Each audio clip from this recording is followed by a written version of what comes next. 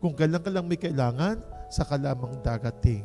Pero alalahanin po natin, hindi masat nagsasawa ang ating Panginoong Diyos.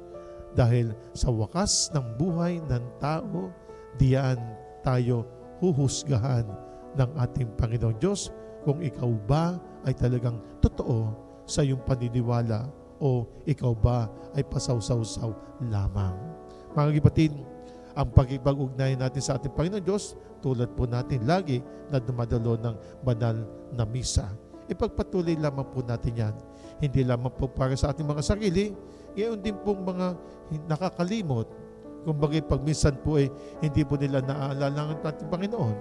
Subalit sila ay mga mananampalataya ng ating Panginoon Diyos, haginawa, lagi po silang mahipo ng ating Panginoon Diyos at sikapin natin na ipagdasal din po natin na sila'y makibahagi sa ating mga pagdarasal, sa ating pakibahagi sa banal na pagdiriwang.